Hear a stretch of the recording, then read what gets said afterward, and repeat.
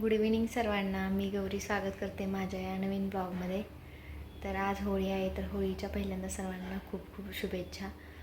आणि सकाळपासून काही ब्लॉग काढता आला नाही, कारण की सकाळी रंग खेळायचं चालू आहे. इथं होळी दिवशी आज आणि उद्या 2 दिवस खेळतात. आणि नंतर आम्ही पुरणपोळी बनवली, सगळं घरामध्ये कलर होता त्याची साफसफाई केली. आणि इकडे राधाकृष्णाचं मंदिर आहे एक, तिकडे निघालो आहोत आम्ही. तर इथे अशी परंपरा आहे की होळी दिवशी राधाकृष्णाच्या मंदिरात, म्हणजे जास्त करून लोक सगळे मथुराला जातात, पण आम्ही इथे एक मंदिर झाले नवीनच, मग म्हटलं तिकडं जाऊन येऊया. तर आमच्या बिल्डिंगमधली एक माझी फ्रेंड आहे ते आणि आम्ही निघालो आहोत दर्शनासाठी राधाकृष्णाच्या मंदिरात. तर तुम्हाला पण दाखवते कसं आहे मंदिर, बघा.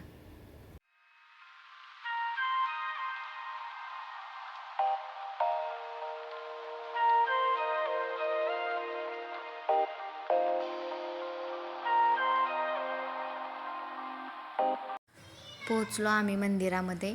आणि बघा, ही माझी फ्रेंड संगम आणि तिचा मुलगा ओमी आणि तिचे मिस्टर आहेत. हे पण बँकमध्येच करतात जॉब, त्यामुळं आमची चांगली मैत्री झालेली आहे. आमच्या बिल्डिंगमध्येच राहतात हे. तर आम्ही सगळे मिळून मंदिरामध्ये गेलो. आम्ही चाललो आहे आतमध्ये मंदिरामध्ये. तर मंदिराची खूप छान सजावट केलेली होती, तुम्हाला पण दिसेलच या व्हिडिओमध्ये कशी सजावट केलेली आहे. आणि खूप लोकांची गर्दी पण होती तिथे. रेग्युलर एवढी गर्दी नाही राहत इथे, कारण की होळी आहे त्यामुळे सगळे लोक दर्शनासाठी येतात. तर ह्या मंदिराची स्थापना जेव्हा अयोध्येमध्ये रामलल्लाची मूर्तीची स्थापना झाली, त्याचवेळी ह्या मंदिराचं उद्घाटन झालं होतं. आणि हा भोग चढवला जातो 56 पदार्थांचा, कारण की होळीनिमित्त सगळे लोक असे घेऊन येतात वेगवेगळे, आणि तो देवापुढे मांडला जातो. आणि इथे भजन चालू होतं, मग आम्ही पण थोडा वेळ थांबवलो तिथं, भजनामध्ये सामील झालो. आणि नंतर बघा, हा ओमी कसा घंटी वाजवते. कोणत्याही मंदिरामध्ये गेले की पहिल्यांदा त्याचं हेच काम असतं, आणि मग पुढचं असतं काय असेल ते.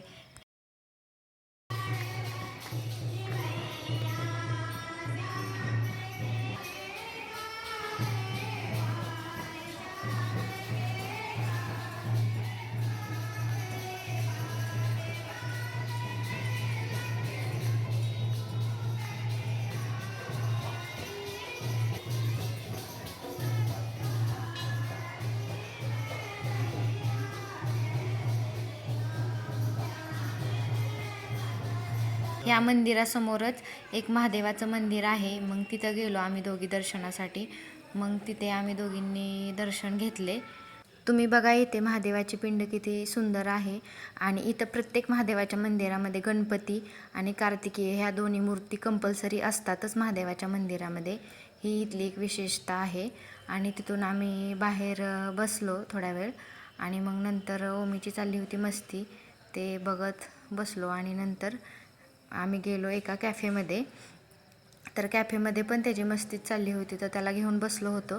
मग तिथं आम्ही चहा पिलो चौघे मिळून, आणि नंतर तिथून घरी आलो आम्ही.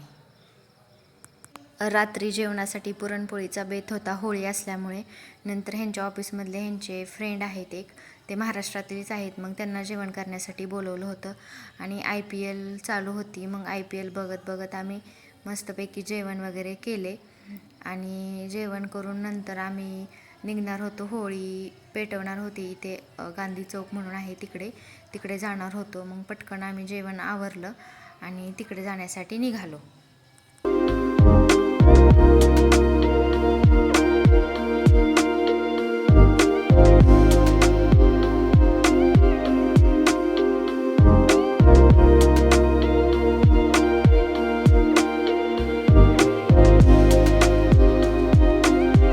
इकडे होळी पेटवण्याचा मुहूर्त 11 वाजता होता. आणि इथं तुम्ही बघा, होळीच्या वरती 2 मूर्ती आहेत. एक आहे भक्त प्रल्हाद आणि होलिकाची. होलिका ही राक्षसाची बहीण होती, तुम्हाला माहीतच असेल ह्याचा इतिहास.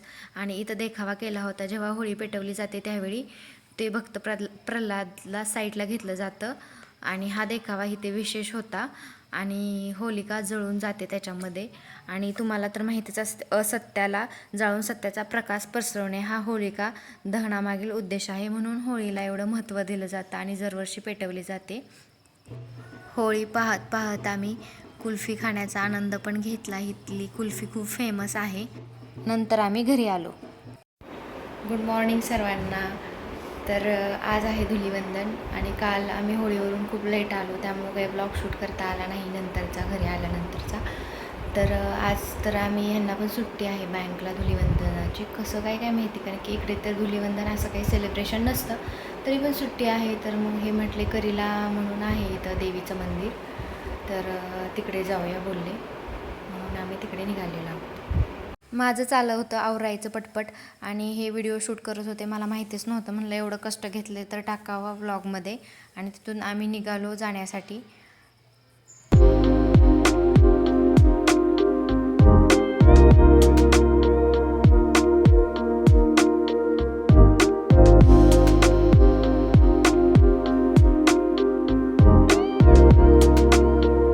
आम्ही पोचलो मंदिरामध्ये आणि बघा इथं हे लोटांगण घालायत, म्हणजे कुणाची इच्छा काय असतील त्या पूर्ण झाल्या तर ते फेडण्यासाठी असे पूर्ण मंदिराला लोटांगण पण घालतात. आणि हा पूर्वी ऋषींचा आश्रम होता, वाल्मिकी ऋषींचा हा आश्रम होता. आणि इथेच सीतेने तिच्या 2 मुलांना जन्म दिला होता, म्हणजे लव आणि कुश ह्या 2 मुलांना तिने इथे जन्म दिला होता. म्हणून ह्या ठिकाणाला विशेष महत्त्व दिले जाते आणि खूप लोक जानकी मातेच्या दर्शनासाठी इथे येतात. खूप लांबून लांबून पण लोक येतात, त्यांच्या काही इच्छा असतील त्या पण इथं पूर्ण होतात असं इथली लोक म्हणतात.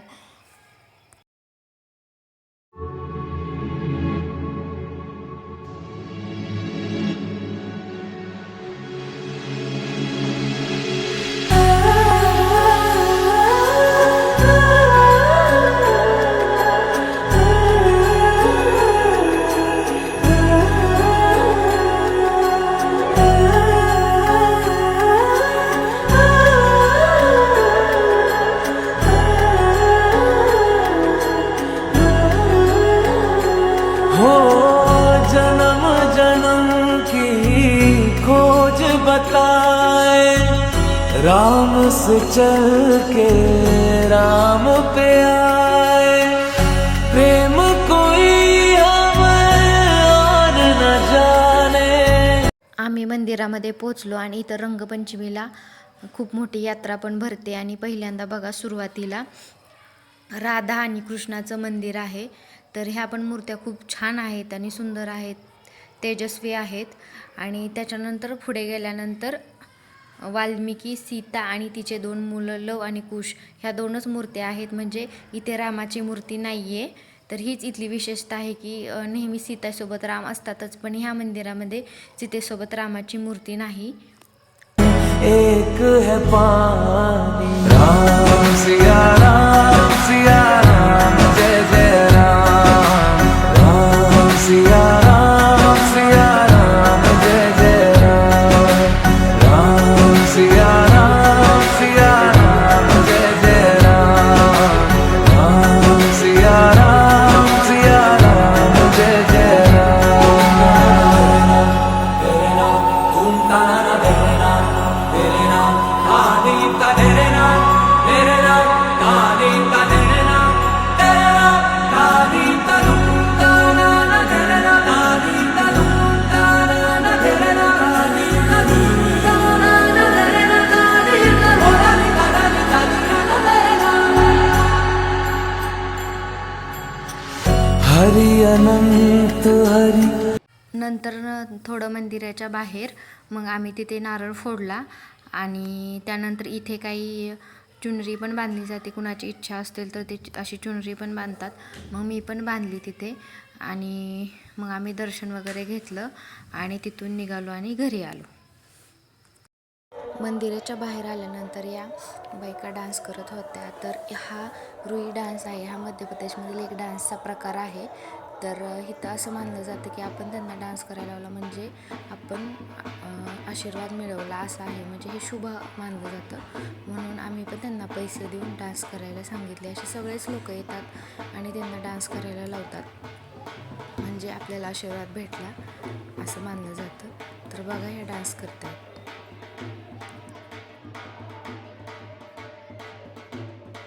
तर आलो आम्ही करीलामधून 12 वाजता.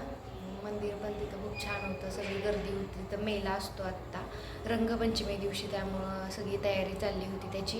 आणि त्यानंतर आल्यानंतर जेवण बनवलं. मी घरी पोचलो 12 वाजेपर्यंत. मग नंतर जेवण वगैरे बनवलं आणि नंतर सगळं आवरली कामं घरातली आणि नंतर सगळे लेडीज मिळून आम्ही रंगपंचमी खेळलो. आज इकडेच सेलिब्रेशन करतात आणि हे बघा माझे हात बघू तर तुम्हाला कळत असेल, तोंड पण पूर्ण लाल झालं होतं. तर आता निघाले सारखं धुवून त्यामुळे. आणि त्यानंतर आम्ही भाज्या आणायला गेलो. आता भाजी घेऊन आली. आता मस्तपैकी स्वयंपाक करते. तर आज आहे पावभाजीचा बेत, या तुम्ही पण खायला सगळे. आणि हा माझा ब्लॉग आज इथेच एंड करते. भेटूया नेक्स्ट ब्लॉगमध्ये. तर माझ्या चॅनलला सबस्क्राईब करा, शेअर करा, लाईक करा. तर भेटूया नेक्स्ट ब्लॉगमध्ये. माझा ब्लॉग असेच कंटिन्यू बघा. थँक्यू.